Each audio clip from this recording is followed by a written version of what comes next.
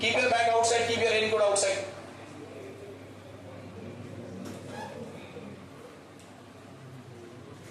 लिखिए, आई बाहर, सनी क्लास से फरार। ठीक है, उसके बाद है OH ऑक्सलेटो, OH ऑक्सलेटो पानी, OH ऑक्सलेटो पानी। सुनो, OH ऑक्सलेटो पानी सुनो। इसकी जो सीक्वेंस लिखवा रहे हैं आपको, trick, mnemonic to learn, spectrochemical series, आई बाहर,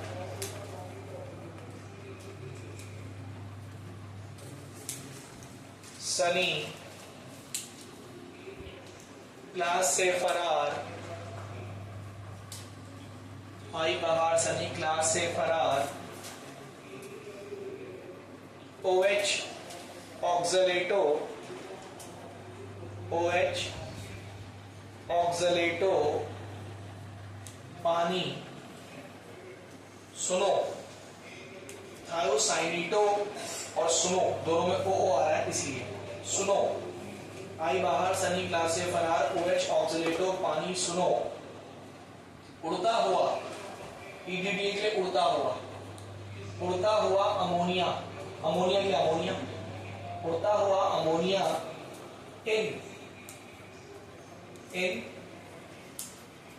नीदरलैंड, नीदरलैंड आ गया नाइट्रो, इन नीदरलैंड NO2, नीदरलैंड और NO2 नाइट्रो, इन नीदरलैंड, कनाडा, CN से कनाडा हो गया, नीदरलैंड कनाडा, CO से कोलंबो हो गया, कोलंबो में मिला, कोलंबो में मिला।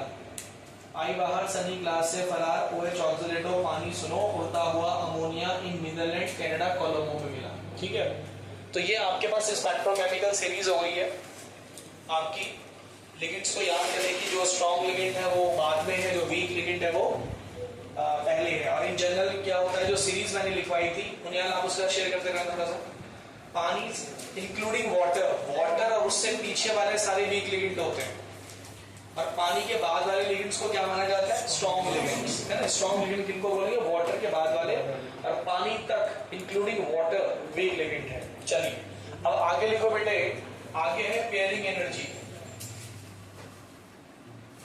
आगे है बेटा pairing energy, pairing energy. Pairing energy होती है P, please listen carefully. Pairing energy होती है P। सर ये क्या होती है, देखो एक ऑर्बिटल में कितने इलेक्ट्रॉन आ सकते हैं, दो, अपोजिट स्पिन के। तो एक ऑर्बिटल में दो इलेक्ट्रॉन्स, बिकॉज लाइक चार्जेस हैं तो they will repel each other, electron एक दूसरे को रिपेल करेगा। तो सर एक ऑर्बिटल के अंदर जो दो इलेक्ट्रॉन आते हैं, इन दोनों को साथ में रखने में एनर्जी लगती है। बिना एनर्जी का ये दोनों साथ में नहीं रहेंगे, they will repel each other. तो वो एनर्जी जो इन दोनों को एक ऑर्बिटल में साथ में रखने में लगेगी, उसी को पेयरिंग एनर्जी कहते हैं। It is the amount of energy which is required to keep two electrons together in an orbital। एक ऑर्बिटल में दो इलेक्ट्रॉन को जोड़े में रखने में जो एनर्जी लगता है, उसी को पेयरिंग एनर्जी कहते हैं। आया समझ में? लिख लीजिए, energy required, energy required to keep, energy required to keep two electrons together, energy required to keep two electrons together, keep two electrons together in an orbital, in an orbital is called pairing energy, is called pairing energy, is called pairing energy। ठीक है, तो अभी तक आपने दो energies पढ़ ली, अभी तक आज कर ले। एक तो पेयरिंग एनर्जी पढ़ी, एक ऑर्बिटल में दो इलेक्ट्रॉन को रखने में एनर्जी लगेगा, पेयरिंग एनर्जी। एक एनर्जी और कौन सी पढ़ी थी आपने, yes, crystal field splitting energy, CFSC, CFSC। अगर कंपाउंड ऑक्टाहेड्रल है तो उसके लिए डेल्टा O, अगर कंपाउंड टेट्राहेड्रल उसके लिए डेल्टा T, इसका सिंबल होता है। ठीक है, अभी दो एनर्जीज का बहुत बड़ा रोल आने वाला है अभी आगे, अभी देखेंगे। चलिए एक क्वेश्चन लिखे PYQ है और इस टाइप का क्वेश्चन एग्जाम्स के अंदर काफी ट्रेंड में है, ऐसा क्वेश्चन बहुत एग्जाम में आ रहा है। ठीक, देखो इंपॉर्टेंट डाल देना PYQ है। For octahedral compound, for octahedral compound क्या करेंगे, for octahedral compound find the number of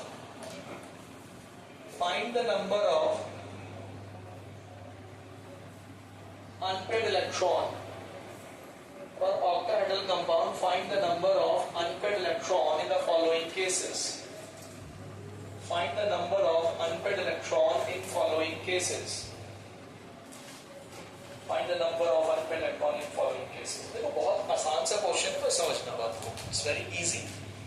अगर आप कल का कॉन्सेप्ट आपको पता है, अभी का कॉन्सेप्ट पता है, तो काफी इजी सा क्वेश्चन है। ठीक है, सबसे पहले बताइए कि आपका कंपाउंड कैसा है, ऑक्टाहेड्रल, और उसमें आपने यहाँ पे लिखा है सर D4 स्पीशीज। पहले समझो D4 है, अब लिखा है सर ऑक्टाहेड्रल। तो इसका मतलब क्या है सर, आपका जो कंपाउंड है बच्चों वो ऑक्टाहेड्रल है। कंपाउंड नहीं दिया आपको, पर बोल दिया ऑक्टाहेड्रल। सेकेंड थिंग, उसमें जो सेंट्रल मेटल आयन होगा, हर कोऑर्डिनेशन कंपाउंड में सेंट्रल मेटल आयन है, उसके डी सबशेल में कितने इलेक्ट्रॉन है, 4 इलेक्ट्रॉन है। ठीक है, तो आपने लिखा है find the number of unpaired electron the following cases.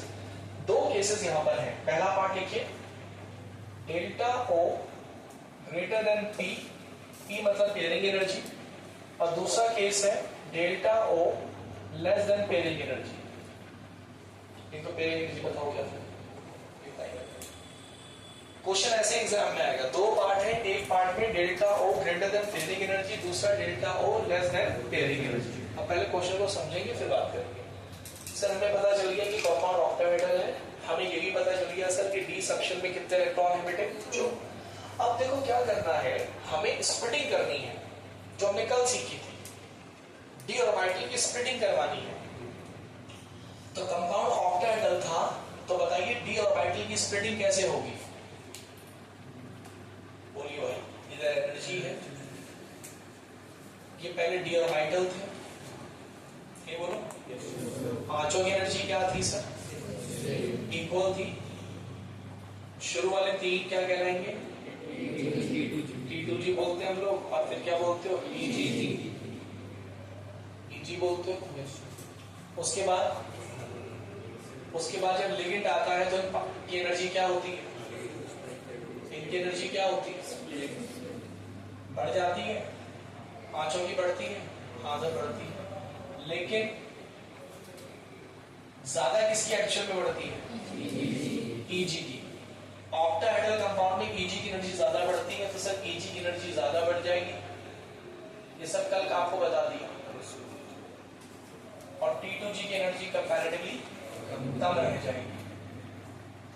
और कितनी ज्यादा हुई कितनी कम रह गई, ये जो हम कंपैरिजन करते हैं यहां से करते हैं। तो यहाँ पे जो ये जो लेवल है जहां पे ये एनर्जी थी, कितनी एनर्जी पहले थी, अब EG बढ़ गया, T2G कम रह गया, इसको क्या कहते हैं, बैरी। तो इसको बैरी सेंटर कहते हैं। इनके बीच की एनर्जी का डिफरेंस CFSC कहलाता है। यही था, बोलो ये सेट डेल्टा O से इसको डिनोट करते हैं। कितने इलेक्ट्रॉन है सर इसमें, 4 इलेक्ट्रॉन भर दीजिए फटाफट, 4 इलेक्ट्रॉन फिल कर दीजिए, 4 इलेक्ट्रॉन फिल कर दीजिए। पहला इलेक्ट्रॉन, दूसरा, तीसरा और चौथा। यहाँ भी सेम चीज, पहला हो गया, दूसरा हो गया, तीसरा, चौथा। अब यहाँ पर सिनेरियो है, यहाँ पर मेन चीज है सर, अब आपको ये 4 इलेक्ट्रॉन्स को T2G और EG में बांटना है। You have to distribute these 4 electrons. हमेशा हम जानते हैं कि इलेक्ट्रॉन हमेशा पहले उस ऑर्बिटल को एंटर करता है जिसकी एनर्जी कम होती है। तो पहला इलेक्ट्रॉन कहाँ जाएगा सर, T2G या EG, सर पहला इलेक्ट्रॉन T2G में जाएगा। दूसरा सर एक डब्बा और खाली है T2G। तीसरा सर T2G, बढ़िया। अब सर फोर्थ के लिए ऑप्शन, फोर्थ या तो यहाँ पेयरिंग कर ले या तो फिर ऊपर EG में चला जाए। अब सर ये कैसे डिसाइड होगा, सर ये डिसाइड होगा यहाँ से। आपको दे रखा हुआ है, यहां लिखा हुआ है डेल्टा ओ ज्यादा है, पेयरिंग एनर्जी कम है। तो बताओ डेल्टा ओ ज्यादा है तो इलेक्ट्रॉन को यहां ले जाने में ज्यादा एफर्ट लगेगा या पेयरिंग में ज्यादा एफर्ट लगेगा? एफर्ट ज्यादा कहां लगेगा? ज्यादा मुश्किल काम क्या है? पेयरिंग करना या ऊपर जाना? बोलो पेयरिंग एनर्जी कम है, कम है तो जो चीज एनर्जी कम है वो काम आसानी से हो जाएगा। मुश्किल क्या होगा इलेक्ट्रॉन के लिए? यहां ऊपर जाना। क्यों सर, क्यों मुश्किल होगा? क्योंकि ये गैप क्या है? ज्यादा है, उसकी तुलना में इलेक्ट्रॉन को जोड़े में करना इजी है। तो जो काम आसानी से होता है, जो चीज कम होती है वो चीज आसानी से हो जाएगी। तो बताओ इलेक्ट्रॉन ऊपर जाना चाहेगा या नीचे पेयरिंग करना चाहेगा? जोर से बोलो पेयरिंग। तो अभी मैंने आपको यही बताया कि पेयरिंग एनर्जी एक ऑर्बिटल के अंदर दो इलेक्ट्रॉन को साथ में रखने में जो एनर्जी लगता है उसी को कहते हैं। क्या समझ में आई बात? तो अगर मैं यहां से देखूं तो this will be the configuration. पहला केस बन गया। अब दूसरे केस पे आते हैं। दो डायग्राम बनेंगे आपके, पहला नीचे, दूसरा नीचे, तीसरा नीचे। अब चौथे के फिर अगेन तुम्हारे पास ऑप्शन है ऊपर या नीचे जोड़ा। अब यहां देखो sir, second case, sir pairing energy ज्यादा है और डेल्टा ओ कंपैरेटिवली कम है, यानी कि गैप कम है और जोड़े में करना ज्यादा मुश्किल है। तो इलेक्ट्रॉन कहां चला जाएगा? सर ऊपर चला जाएगा। बोलो क्लियर है? ठीक है। तो पहले वाला डायग्राम बना लो, पहले समझो। पहले वाले के लिए अगर मैं बोलूं तो क्या कॉन्फ़िगरेशन होगी? 4 इलेक्ट्रॉन्स को T2G और EG में कैसे बांटोगे? पहले केस में सर 3 तो पहले नीचे आएंगे और चौथा भी नीचे आएगा, T2G4 EG0। This is the arrangement of electron, 4 electrons in T2G and EG in first case. In first case, क्योंकि गैप ज्यादा है तो चौथा इलेक्ट्रॉन यहां नहीं जाना चाहेगा, यही जोड़ा बनाएगा। आप फिलहाल डायग्राम भी बनाना, आप डायग्राम भी बनाओगे। सेकंड केस में क्या होगा सर? सर T2G और EG पेयरिंग ज्यादा है, पहला इलेक्ट्रॉन नीचे, दूसरा भी नीचे, तीसरा भी नीचे, चौथा नीचे नहीं, सॉरी चौथा। क्या कॉन्फ़िगरेशन है? T2G। तो डायरेक्टली यहां मत पूछना, कंफ्यूजन हो सकता है। तो पहले आप क्या बना लेंगे? डायग्राम। तो दिस इज ये क्वेश्चन बोर्ड एग्जाम में होगा। तो पहले वाले के लिए कॉन्फ़िगरेशन ये है और दूसरे वाले के लिए कॉन्फ़िगरेशन, दोनों में डायग्राम बनाइए फटाफट। पहले वाले का डायग्राम ये होगा,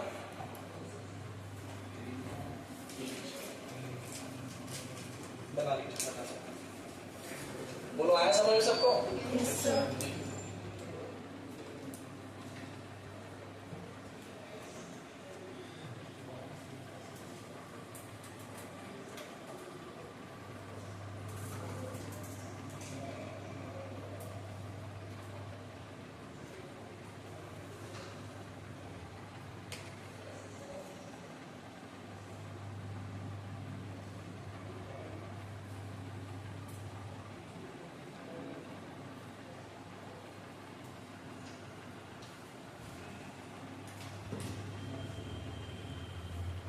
तो आगे से भी नहीं है।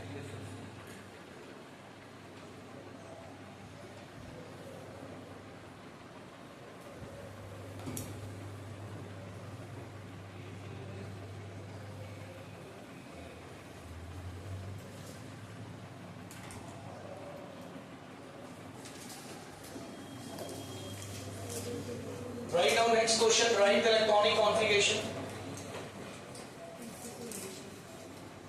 Write the electronic configuration of D6 species. Write down the electronic configuration of D6 species in octahedral compounds.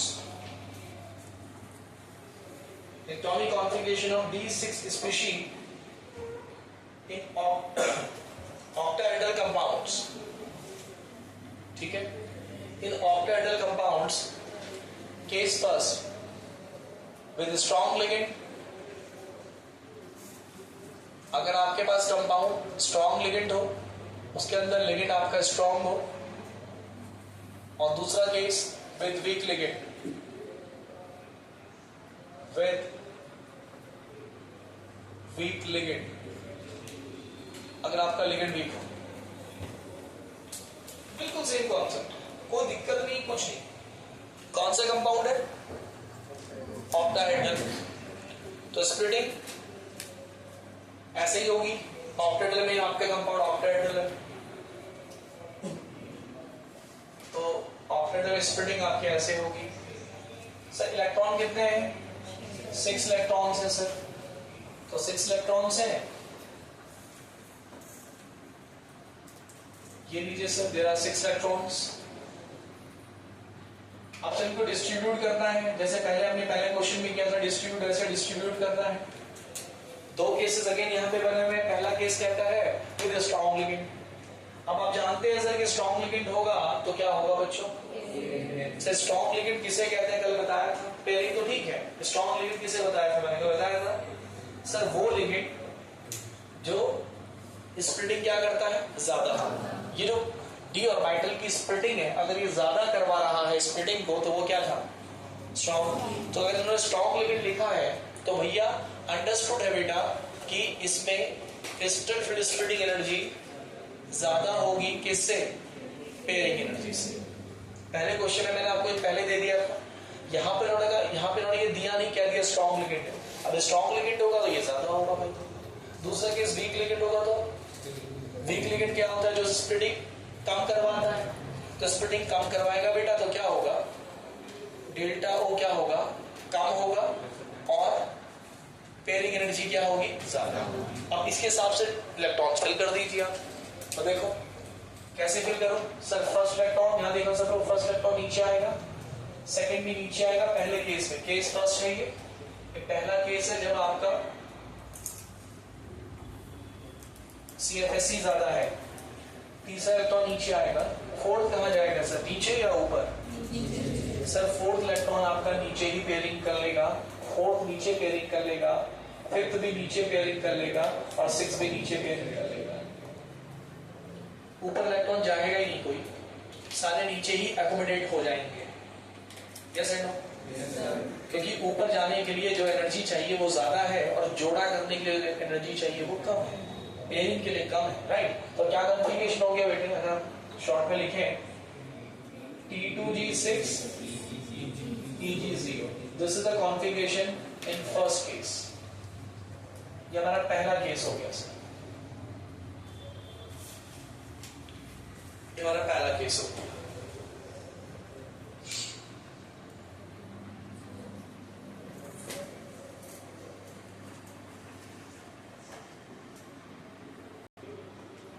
अब आपका second case, case second case में ये रिवर्स है, तो पहले 3 इलेक्ट्रॉन तो नीचे ही आएंगे आपके, लेकिन this time fourth electron will move to EG since pairing energy is more. Fourth electron ऊपर जाएगा बेटा, फिफ्थ ऊपर जाएगा। अब सुनना, पेयरिंग जब भी होगी, अब देखो ऑप्शन नहीं बचा आपको, सारे क्या हो गए? हाफ फिल्ड हो गए सारे, और अभी भी हमारे पास एक इलेक्ट्रॉन बचा है, तो अब तो पेयरिंग होगी। अरे अब तो पेयरिंग होगी, क्योंकि अब तो सारे हाफ फिल्ड हो चुके हैं, तो पेयरिंग हमेशा लोअर एनर्जी ऑर्बिटल से ही होती है। अभी एक इलेक्ट्रॉन बचा हुआ है, एक ही बचा ना, 6 है, हाँ जी।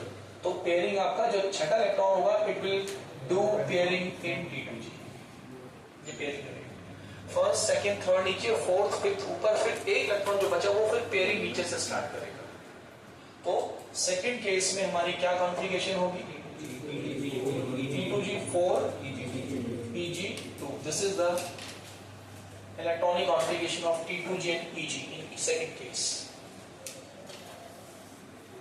अगर आप अच्छे से समझ पा रहे हो, कर पा रहे हो, तो there is no need to draw the diagram every time. आप सीधा कर सकते हो अगर आपको आ गया है, सीधा बनाकर। लेकिन जब तक सीखने की उसमें स्टेज में हो तो डायग्राम बना के करो।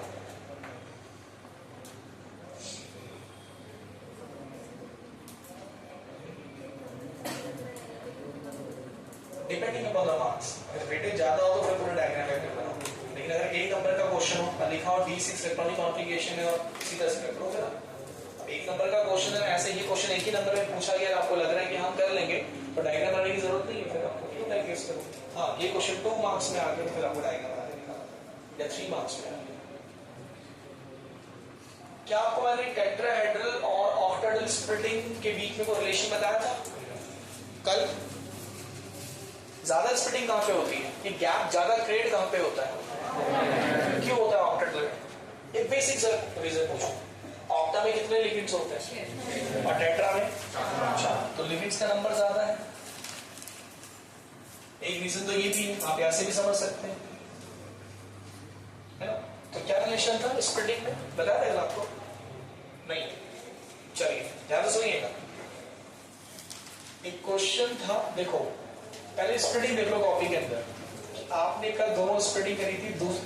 टेट्राहेड्रल का मैं कोई क्वेश्चन जनरली नहीं पूछा जाता आपसे, ऑक्टा का जनरली पूछा जाता है, लेकिन आपको टेट्राहेड्रल में आप जानते हैं आप कि ये स्प्लिटिंग क्या हो जाती है, T2G ऊपर है, EG नीचे, और ये गैप भी क्या रहता है थोड़ा कम।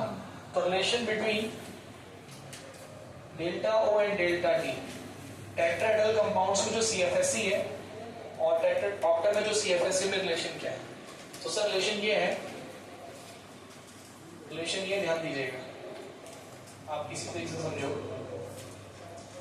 It is 4/9 times of delta O। इसको समझो, सिंपल है यार। 9 टाइम्स ऑफ टेट्राहेड्रल स्प्लिटिंग जो होती है वो होती है 4 टाइम्स ऑफ ऑक्टाहेड्रल। सर ये माइनस क्या है? माइनस ये बताता है केवल कि इन दोनों कंपाउंड्स में जो स्प्लिटिंग होती है उनका ऑर्डर क्या होता है, डिफरेंट। ऑक्टा में T2G नीचे रहता है, EG ऊपर रहता है, और टेट्रा में T2G ऊपर रहता है और EG नीचे रहता है। लेकिन टेट्राहेड्रल और ऑक्टाहेड्रल कंपाउंड्स में जो स्प्लिटिंग होती है उनका पैटर्न क्या रहता है, अपोजिट रहता है। तो ये माइनस केवल इसी बात को इंडिकेट करता है, इसका मैथमेटिकल कोई सिग्निफिकेंस नहीं है। सुनाई दिया? अरे होता ही नहीं होता है, बताओ स्प्लिटिंग ऑर्डर दोनों में अलग अलग होता नहीं होता है। ये किसका स्प्लिटिंग है? ऑक्टा का। टेट्रा का करोगे तो क्या करोगे? दूसरी बात, टेट्राहेड्रल का 9 गुना 9 टाइम्स और ऑक्टा का केवल कितना 4 टाइम्स बराबर होता है। तो साफ साफ दिख रहा है यार, ऑक्टाहेड्रल ज्यादा है, इसका केवल 4 टाइम्स इसके 9 टाइम्स के बराबर है। ऑलमोस्ट डबल कह सकते हैं आप। ऑलमोस्ट क्या है? ऑक्टाहेड्रल स्प्लिटिंग ऑलमोस्ट डबल है, इसका 4 है तो ये 9 है, 2 पॉइंट समथिंग आएगा। स्प्लिटिंग लगभग डबल होती है ऑक्टा के अंदर। तो ये रिलेशन लिखो, रिलेशन एक बढ़िया सा क्वेश्चन करना इसके ऊपर।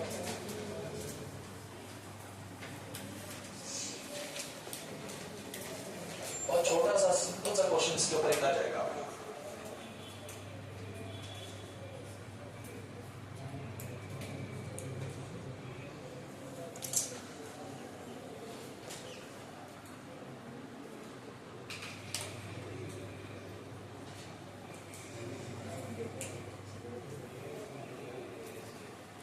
सर क्वेश्चन आपके पास है, मेरे पास कंपाउंड है COF6 3 नेगेटिव, इसका जो CFSC है, इसका जो CFSC है वो है आपका 18,000 centimetre inverse. Centimetre length inverse में निकाला जाता है। तो आपको बताना है COF4 माइनस इसका CFSC कितना होगा, इसका CFSC कितना होगा अगर ये टेट्राहेड्रल कंपाउंड है, टेट्राहेड्रल है, क्योंकि कोऑर्डिनेशन नंबर 4 में तो इसका पेयर भी हो सकता, वो तो करके देखना पड़ेगा। और चलिए ये आपके पास है, अब देखो कितना सिंपल है, कैसे होगा बताओ यार, कैसे होगा? ऊपर वाला कंपाउंड कोऑर्डिनेशन में 6, नीचे वाला 4, इसका जो CFSC होगा क्रिस्टल फ्री स्प्लिटिंग एनर्जी, और इसकी जो CFSC होगी उनमें रिलेशन है, रिलेशन आपके सामने लिखा हुआ है, ठीक है। माइनस अगर आप नहीं भी यूज करेंगे कोई दिक्कत नहीं है। तो सर आंसर क्या होगा, हमें निकालना है किसका CFSC, टेट्राहेड्रल का। तो डेल्टा T निकालना है सर आपको, तो delta T will be 4/9 into delta O। Delta O कितना है 18,000, तो आंसर कितना आ जाएगा सर 8,000। कितना आसान सा है, मतलब 1 मार्क्स के लिए। अगर इसका CFSE 18,000 है तो इसका CFSE 8,000 होगा। आया समझ में? नहीं आया? जिसको ये रिलेशन पता है काम करो, जिसको रिलेशन मालूम, माइनस मैंने समझा ही दिया। केवल वो क्या बताता है कि स्प्लिटिंग पैटर्न क्या है दोनों में अलग है। अब अगला टॉपिक हम पढ़ेंगे, सारी इंपॉर्टेंट है। ये हमारा CFL क्रिस्टल फिल स्प्लिटिंग और ये सब यहाँ पे खत्म हो गया है। नहीं, जूल में सेंटीमीटर यूनिवर्स में होगा। एनर्जी बेसिकली जूल में नहीं है, जूल को सेंटीमीटर यूनिवर्स में कन्वर्ट किया जाता है। अब खैर वो थोड़ा सा आपके ऊपर की बात होगी, इसलिए मैं उस पर ज़्यादा छेड़खानी नहीं कर रहा।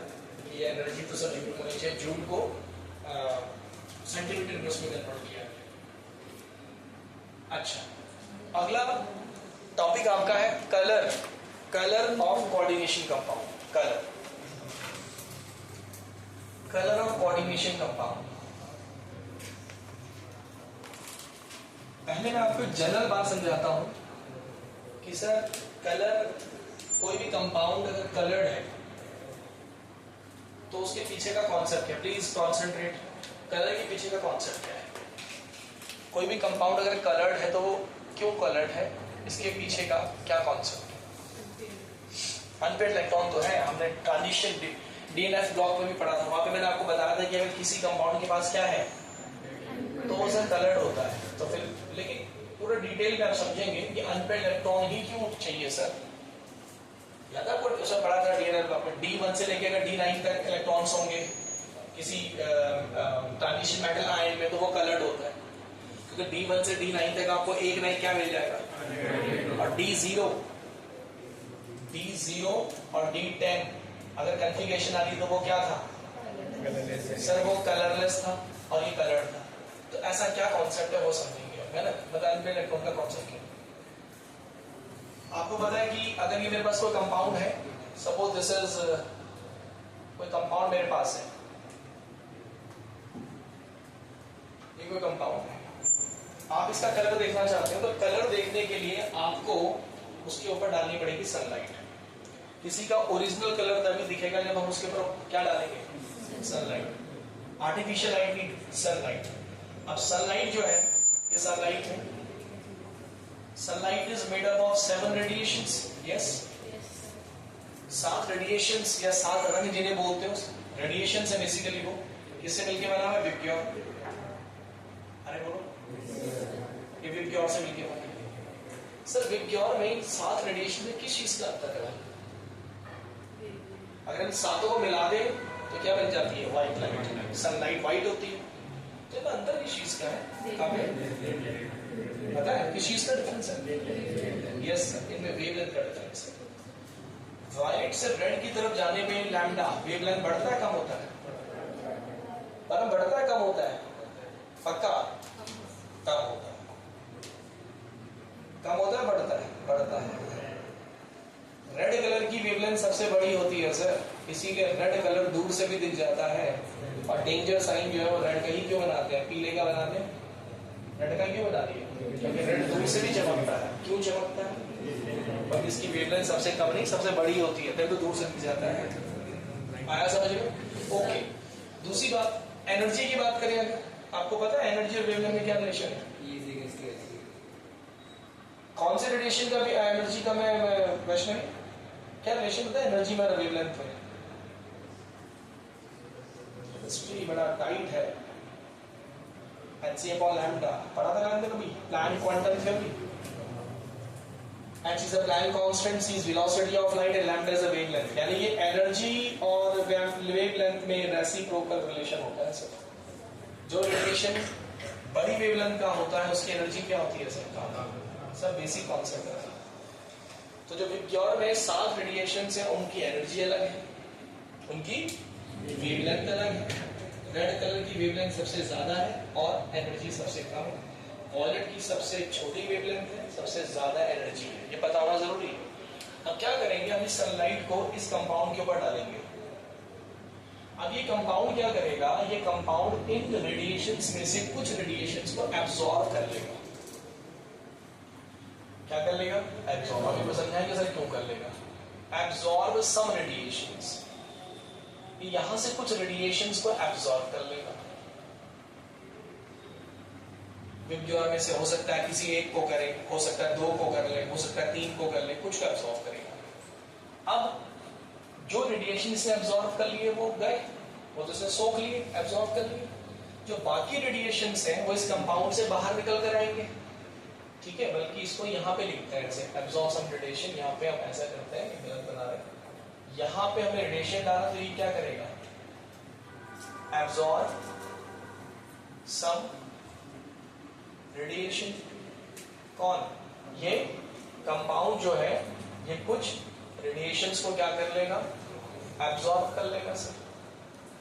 अब जो बाहर निकलकर रेडिएशंस आएंगे, ट्रांसमिटेड रेडिएशंस आप इन्हें बोलते हैं। ट्रांसमिटेड रेडिएशन जो कंपाउंड से बाहर निकल गए, जो एब्जॉर्ब वो नहीं कर पाया, वो पहुंचेंगे आपकी आंखों तक या आपकी आंख। तो आपकी आंखों तक कौन सा रेडिएशन पहुंचेगा? विब्ग्योर में से जो कंपाउंड ने एब्जॉर्ब नहीं किया, मतलब ट्रांसमिटेड रेडिएशन। तो सर ये कंपाउंड कैसा दिखाई देगा? बात यहां पर आती है। तो ये जो कलर आपकी आंख जो कलर देखेगी, जो कलर आपकी आंख देखेगी, कलर ऑब्जर्व जो कलर करेगी वो होगा कैसा? इसका कॉम्प्लीमेंट्री कलर, इसका colour of compound, colour of observe मतलब colour of compound will be complementary colour, will be. अभी कॉम्प्लीमेंट्री कलर क्या हुआ? Will be complementary colour of radiation absorb by compound. जो कंपाउंड ने रेडिएशन एब्जॉर्ब करा, जिस रंग का रेडिएशन आपके कंपाउंड ने क्या करा? एब्जॉर्ब करा, यहां पर आपकी आंख उसका कॉम्प्लीमेंट्री कलर देखेगी, ठीक। कॉम्प्लीमेंट्री कलर क्या होता है सर? कॉम्प्लीमेंट्री कलर ये होता है कि इसने जो एब्जॉर्ब किया और जो आपको दिखाई दिया, उन दोनों को मिलाकर व्हाइट बन जाना चाहिए। क्या बन जाना चाहिए? व्हाइट। सनलाइट कैसी है सर? व्हाइट। विब्ग्योर को मिला के व्हाइट बनता है। फिर रिपीट कर रहा हूं, कॉम्प्लीमेंट्री कलर क्या होगा? ऐसे दो रंग, ऐसे दो रेडिएशंस जिनको मिला के क्या बन जाए? तो ये जो कलर एब्जॉर्ब करेगा, रेडिएशन एब्जॉर्ब करेगा, इसका यहाँ क्या दिखाई देगा आपको? कॉम्प्लीमेंट्री। अब सर ये कैसे पता चलेगा? ठीक है, तो इसके लिए एक तरीका आपको बता रहे हैं, इसमें एक तरीका आपको बता रहे हैं, वो तरीका ये है, ये तरीका है सर। 7 रेडिएशंस को इनमें लिख दो, ठीक है। इंडिगो छोड़ दो, इंडिगो छोड़ दो, वॉयलेट इंडिगो छोड़ दो, इंडिगो वॉयलेट इंडिगो छोड़ दो। वी कहीं से भी शुरुआत करो, V V G Y O R. 6 डब्बे बने, 7 रेडिएशंस थे, 6 डब्बे बने, इंडिगो छोड़ दिया, ठीक। अब जो आपके अपोजिट वाले रेडिएशंस है वो एक दूसरे के कॉम्प्लीमेंट्री है। यानी कि अगर कोई कंपाउंड ब्लू कलर एब्जॉर्ब करेगा तो वो कैसा दिखाई देगा? ऑरेंज। बड़ी यूनिक बात सीखी। जो ग्रीन एब्जॉर्ब करेगा वो रेड। हमें प्लांट्स रेड दिखाई देते हैं क्योंकि प्लांट्स फोटोसिंथेसिस के दौरान सनलाइट के लाल वाले रेडिएशन को सबसे ज्यादा यूज करते हैं। रेड कलर का जो रेडिएशन होता है सनलाइट में से जो फिल्टर होकर रेड कलर होगा, वो प्लांट सबसे ज्यादा यूज करते हैं फोटोसिंथेसिस में।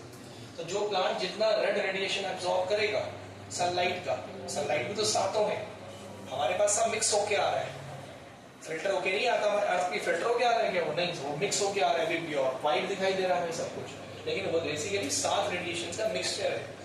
तो प्लांट्स रेड रेडिएशन एब्जॉर्ब करते हैं फोटोसिंथेसिस के दौरान, इसीलिए वो हरे दिखाई देते हैं। आया समझ में? तो ये कॉम्प्लीमेंट्री कलर है जो अपोजिट है, बस ऐसे याद करना है। अब आपको पता चल जाएगा यार कि कंपाउंड ने, अब ये चीज सर ये कौन सा कलर एब्जॉर्ब करेगा तो एक्सपेरिमेंट से ही पता चलेगा। ये तो हम नहीं बोल सकते, कंपाउंड को देख के हम नहीं बोल सकते कि हाँ एक आइडिया जरूर लगा सकते हैं, लेकिन हाँ एग्जैक्ट नहीं बता सकते कि हाँ ये यही कलर एब्जॉर्ब करेगा, रेडिएशन एब्जॉर्ब करेगा। तो ये कलर आपका कॉन्सेप्ट होता है। This is the concept of the colour. अब कोई कलर अगर ब्लैक दिखाई दे रहा है, ब्लैक, कोई कंपाउंड अगर काला है, तो इसके पीछे का कॉन्सेप्ट क्या होगा सर? सर सनलाइट डाली होगी, कंपाउंड ने सारे रेडिएशंस क्या कर लिए, एब्जॉर्ब कर लिए, आपकी आंखों तक कुछ पहुंचे नहीं।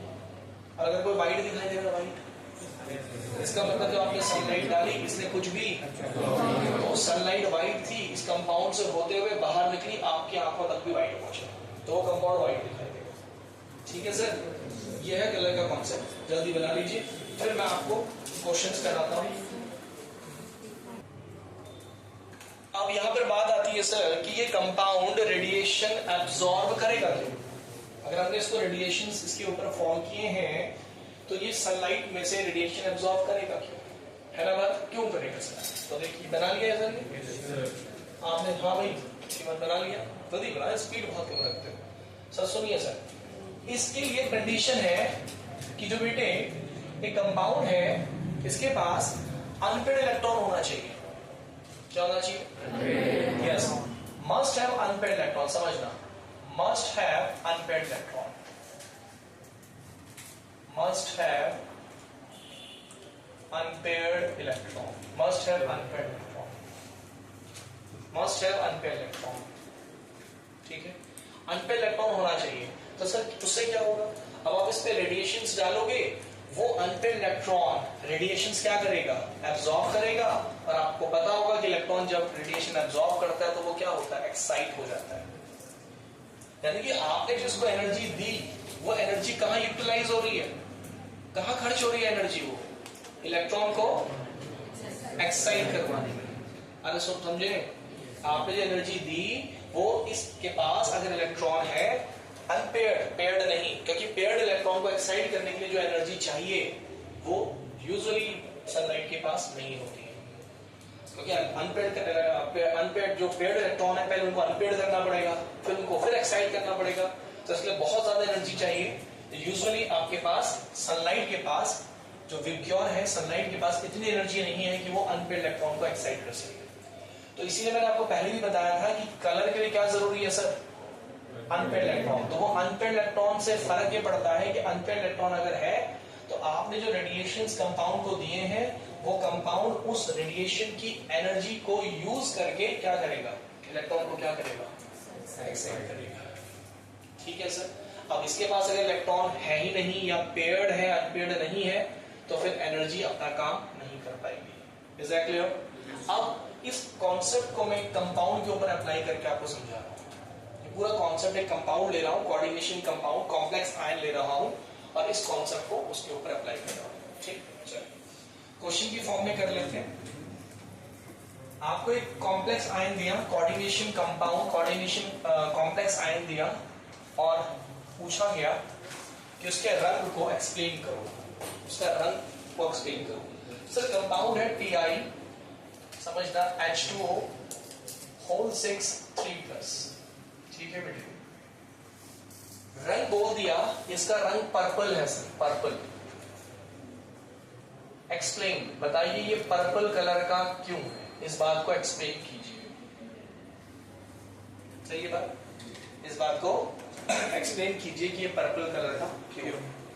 ठीक है, तो पहले मैं यहाँ पूरा सॉल्व कर रहा हूँ, आप कॉपी कर लीजिए, फिर एक साथ समझाऊंगा। ठीक है, देखो क्वेश्चन आपको पहले stop writing. Sir question NCERT में दिया हुआ है, आपको एनसीईआरटी में एक्सप्लेन किया हुआ है।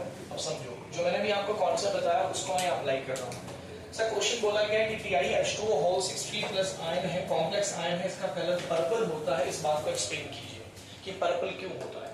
तो सबसे पहले मैंने इसका ऑक्सीडेशन नंबर निकाल लिया। सबसे पहले मैंने ये पता करा कि यहाँ पर जो टाइटेनियम है ये कौन सी ऑक्सीडेशन स्टेट में है, एंड मैंने फाइंड किया कि ऑक्सीडेशन स्टेट कितनी है उसकी, 3 है। टाइटेनियम का एटॉमिक नंबर 22 होता है, 3D सीरीज का सेकंड एलिमेंट स्कैंडियम, फिर टाइटेनियम आता है, तो टाइटेनियम का एटॉमिक नंबर है 22। ठीक है सर जी, कॉन्फ़िगरेशन आपके सामने है, this is the configuration of titanium. Oxidation state titanium की +3 है, 3 इलेक्ट्रॉन निकाल लीजिए, 2 S से कम हो जाएंगे, 1 B से कम हो जाएगा। यस एंड नो, 2 S से कम हो जाएंगे, 1 B से। तो Ti3+ का कॉन्फ़िगरेशन आ गया 4s0 3d1। ठीक, उसके बाद पूरा कॉम्प्लेक्स लिखा, ये पूरा कॉम्प्लेक्स लिखा। अब सुनिए, D में कितने इलेक्ट्रॉन है? 1, तो D में 1 इलेक्ट्रॉन आ गया। ठीक, एक बात और फटाफट समझो कि जब हम क्रिस्टल फील्ड स्प्लिटिंग कल पढ़ रहे थे, तो सर क्रिस्टल फील्ड स्प्लिटिंग कौन से ऑर्बिटल की स्प्लिटिंग की बात करता है? कौन से? डी। क्रिस्टल फील्ड स्प्लिटिंग में हम बाकी ऑर्बिटल की स्प्लिटिंग क्यों नहीं करवा रहे? हम एस की नहीं करवा रहे, हम पी की नहीं। स्प्लिटिंग कब होती है? जब लिगेंड आता है। मैंने ये सिखाया था आपको, लिगेंड किसकी तरफ अप्रोच करता है? सेंट्रल मेटल आयन की तरफ, और सेंट्रल मेटल आयन का डी ऑर्बिटल स्प्लिट हो जाता है। सर डी क्यों स्प्लिट होता है? एस क्यों नहीं होता, पी क्यों नहीं होता? क्योंकि यूजुअली आप देखेंगे कि जब भी कोई complex coordination compound complex ion होगा तो इलेक्ट्रॉन एस में होंगे ही नहीं, इलेक्ट्रॉन पी में होंगे ही नहीं। चेक कर लेना पीछे, इलेक्ट्रॉन आपको कहां दिखेंगे? डी में। इलेक्ट्रॉन आपको डी में दिखेंगे। आया समझ में मैं क्या कह रहा हूं? तो रिपल्शन होता है लिगेंड और इलेक्ट्रॉन्स के बीच में। जो लिगेंड अप्रोच कर रहा है सेंट्रल मेटल आयन की तरफ, और जो सेंट्रल मेटल आयन के इलेक्ट्रॉन्स हैं उनमें रिपल्शन होता है, क्योंकि लिगेंड के पास भी इलेक्ट्रॉन है और सेंट्रल मेटल आयन का जो ऑर्बिटल है उसमें भी इलेक्ट्रॉन है। तो जिस ऑर्बिटल में इलेक्ट्रॉन होंगे, लिगेंड के इलेक्ट्रॉन के साथ उनका रिपल्शन होता है, और रिपल्शन की वजह से ये स्प्लिटिंग होती है। किसकी वजह से स्प्लिटिंग होती है? किसके बीच में रिपल्शन होता है? लिगेंड का इलेक्ट्रॉन, ये सेंट्रल मेटल आयन, इसके ऊपर इसके पास इलेक्ट्रॉन है, ये लिगेंड, इसके पास भी इलेक्ट्रॉन है, आ रहे हैं, तो इनके बीच में कहीं ना कहीं क्या होगा? रिपल्शन। तो इलेक्ट्रॉन कहां रहता है? यूजुअली सेंट्रल मेटल आयन में, डी में ही रहेगा, तो रिपल्शन भी डी में ही लगेगा, तो स्प्लिटिंग भी किसकी होगी? डी की। ये कॉन्सेप्ट। अच्छा सर, तो एक इलेक्ट्रॉन आ गया सर, ये दिखा दिया T2G में, स्प्लिटिंग हो गई, क्योंकि कोऑर्डिनेशन नंबर 6 है, तो स्प्लिटिंग ऐसे होगी, Eg ऊपर जाएगा, T2G नीचे रहेगा। इलेक्ट्रॉन नीचे भरूंगा मैं, नीचे जाएगा, पहले एक ही इलेक्ट्रॉन है, अभी मैंने आपको फिल करना सिखाया, एक इलेक्ट्रॉन निकाल। अब यहाँ पे सीखो सर, अब तुमने इस कंपाउंड के ऊपर रेडिएशंस डाले, सनलाइट डाली, क्या ये रेडिएशन एब्जॉर्ब करेगा या नहीं करेगा? क्यों करेगा? क्योंकि सर इसके पास एक अनपेयर्ड इलेक्ट्रॉन है, दिख रहा है सर मुझे? Yes and no? Central metal ion titanium के पास एक अनपेयर्ड इलेक्ट्रॉन है, तो ये रेडिएशन एब्जॉर्ब करेगा। अब सर ये कौन सा रेडिएशन एब्जॉर्ब करेगा, ये एग्जैक्ट कह पाना मुश्किल है, जब प्रैक्टिकल करोगे, एक्सपेरिमेंट करोगे तभी पता चलेगा। तो यहां पर ये चीज आपको याद करनी होगी। सर इसके अलावा कोई दूसरा कंपाउंड दे दे तो नहीं देगा, क्योंकि कौन सा रेडिएशन एब्जॉर्ब करेगा हम ये एक्यूरेट नहीं बता पाएंगे। यहां एक आइडिया जरूर दे देंगे कि कौन सा करेगा, लेकिन एक्यूरेट नहीं बता पाएंगे, एक्यूरेट नहीं बता पाएंगे, बात को ध्यान देना, ठीक है? तो इसने यहाँ पे याद करें, यहाँ कौन सा रेडिएशन से एब्जॉर्ब करा? अच्छा, अब आपको कौन सा रेडिएशन दिखाई देगा? ग्रीन और येलो का कॉम्प्लीमेंट्री। ग्रीन का कॉम्प्लीमेंट्री बताओ, रेड, और येलो का कॉम्प्लीमेंट्री बताओ, वॉयलेट। तो रेड और वॉयलेट को जो तुम मिलाओगे, क्योंकि सर दो रेडिएशन एब्जॉर्ब किए तो कॉम्प्लीमेंट्री भी दो आएंगे, उनको मिला के जो कलर बनेगा वो क्या बनेगा? पर्पल बनेगा। आया समझ में कि नहीं आया? पक्का? हाँ देखो, जैसे मैंने कहा आपसे कि रेडिएशन का एग्जैक्ट पता नहीं कर सकते आप यहाँ कौन सा रेडिएशन, हाँ लेकिन आइडिया जरूर लगा सकते हो, आइडिया जरूर लगा सकते हो। कैसे? देखो एक आइडिया जरूर लग सकता है, समझो, अगर कंपाउंड में ये स्प्लिटिंग ज्यादा है, अगर कंपाउंड में ये स्प्लिटिंग ज्यादा है, या अनपेयर्ड इलेक्ट्रॉन ज्यादा है, अनपेयर्ड इलेक्ट्रॉन ज्यादा है, ये स्प्लिटिंग ज्यादा है, तो भैया हमें ये कंपाउंड क्या करेगा? कम एनर्जी वाला रेडिएशन एब्जॉर्ब करेगा या ज्यादा एनर्जी वाला करेगा? फिर से सुन लो क्या कह रहा हूं। इसमें कितने अनपेयर्ड इलेक्ट्रॉन है? एक। अगर अनपेयर्ड इलेक्ट्रॉन ज्यादा होते, या फिर ये गैप क्या होता?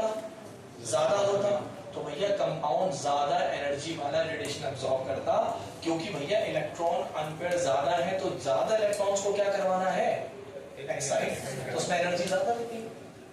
ज्यादा इलेक्ट्रॉन को अगर एक्साइट कराना है तो एनर्जी ज्यादा लगेगी, और अगर ये गैप भी ज्यादा हुआ तो भी एनर्जी ज्यादा, अगर गैप कम हुआ तो एनर्जी कम लगेगी। समझे मेरी बात को? तो सर आप जानते हैं, अभी मैंने आपको बताया कि आगे जाने पे एनर्जी कम होती है, रेड का वेवलेंथ बड़ा है तो आगे जाने पे एनर्जी घटती है। अगर आप रेडिएशन की बात करें, एनर्जी डिक्रीज करेगी। तो अगर आपका कंपाउंड कम एनर्जी वाला है, मतलब उसके पास अनपेयर्ड इलेक्ट्रॉन कम है, या ये एनर्जी गैप कम है, तो भाई वो कम एनर्जी अब्सॉर्ब करेगा, तो वो इधर वाले हिस्से के रेडिएशंस का अब्सॉर्ब करेगा। कम एनर्जी वाला हिस्सा रेड, ऑरेंज, ये कम एनर्जी वाले रेडिएशन वाले हिस्से हैं। लेकिन अगर ये गैप क्या हो, ज्यादा हो, या फिर इलेक्ट्रॉन्स अनपेयर्ड ज्यादा हो, सपोज दो यहाँ पे 3 अनपेयर्ड इलेक्ट्रॉन, तो भैया नेचुरल सी बात है, इसको 3 इलेक्ट्रॉन को एक्साइट करने में क्या लगेगा, ज्यादा एनर्जी लगेगा। तो ये कंपाउंड ज्यादा एनर्जी वाला रेडिएशन एब्जॉर्ब करेगा। तो कहाँ का रेडिएशन एब्जॉर्ब करेगा, वो शुरू वाले, क्योंकि शुरू वाले क्या है, ज्यादा एनर्जी वाले रेडिएशन से। अरे आया? तो एक आइडिया जरूर लग सकता है, लेकिन एग्जैक्ट कौन सा रेडिएशन वो एब्जॉर्ब करेगा ये तो एक्सपेरिमेंट से ही पता चलेगा। तो सर इस क्वेश्चन में क्या करना है, पर्टिकुलर याद रखिएगा कि TiH2O6 ग्रीन और येलो रेडिएशन एब्जॉर्ब करता है, तो उसका कॉम्प्लीमेंट्री दिखाता है रेड और वॉयलेट, मिला के बनता है पर्पल। ठीक है, फिर बैठ गई थ्योरी?